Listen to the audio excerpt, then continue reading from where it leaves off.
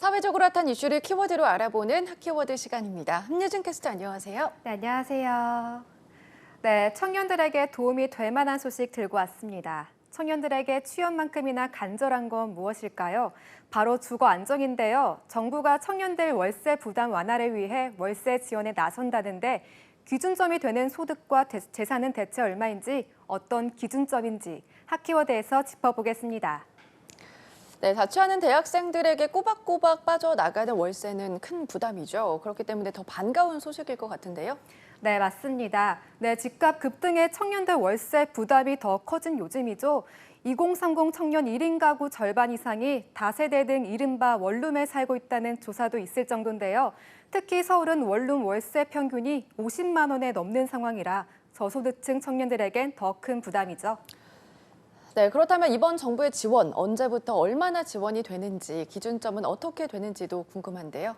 네, 정부는 청년들을 대상으로 오늘 11월부터 월 20만 원, 최장 12개월 총 240만 원의 월세를 지원하기로 했습니다. 대상은 만 19세에서 34세 무주택 청년들로 보증금 5천만 원과 월세 60만 원 이하 주택에 사는 경우인데요. 다만 월세 기준이 넘어도 보증금까지 따져 환산 월세가 70만 원 이하면 받을 수 있습니다. 네, 저소득 청년층이란 조건에 맞아야겠죠. 네, 기혼, 미혼 이런 조건은 상관없지만요. 중위소득 60% 이하여야 합니다. 1인 가구 기준으로는 올해 월 117만 원 정도 됩니다. 이번에는 부모 재산도 보는데요. 3억 8천만 원 이하여야 하고요.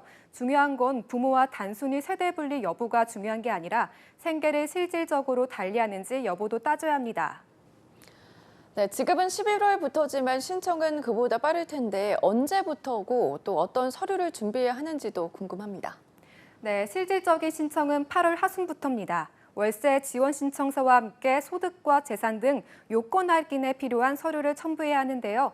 신청서에는 청년 가구와 원가구의 가구원 정보와 거주 조건 등을 적어야 하고요. 소득 재산 신고서와 서약서 등 함께 제출해야 합니다. 아울러 월세 지급을 증빙할 수 있는데 가장 중요하겠죠. 임대차 계약서, 통장사본 등 최근 3개월간 월세 지급 증빙 서류도 필요합니다. 또 청년과 부모 등의 가족관계 증명서와 통장사본도 챙겨야 합니다. 네, 이렇게 필요한 서류를 꼼꼼하게 챙겼다면 어디로 제출하면 되나요? 네, 마이홈 포털과 복지로 또 지자체 홈페이지를 통해 신청할 수 있는데요. 팁을 좀 드리자면요. 복지로 통해 신청할 수 있는 경우 신청서와 서약서 등 공통서식은 정보를 입력할 때 자동 생성되고요. 임대차 계약서나 통장사본 등 증빙서류는 스캔해 첨부할 수 있어 비교적 간편합니다. 참고하시면 좋을 것 같습니다. 네, 청년들의 주거 안정을 위한 월세 지원 정책 혜택을 보는 청년들 얼마나 될까요? 네, 정부에서는 15만 명이 대상일 것으로 추산하고 있습니다. 다만 앞서 소개한 대로 소득 기준과 부모의 소득 기준까지 기준선이 뚜렷한 만큼 실제 대상자는 더 줄어들 수도 있습니다.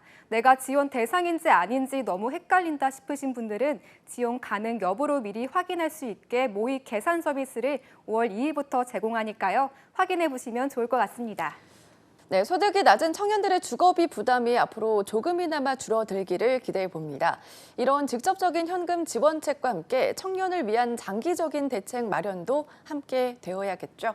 지금까지 핫키워드 함유진 캐스터였습니다. 고맙습니다.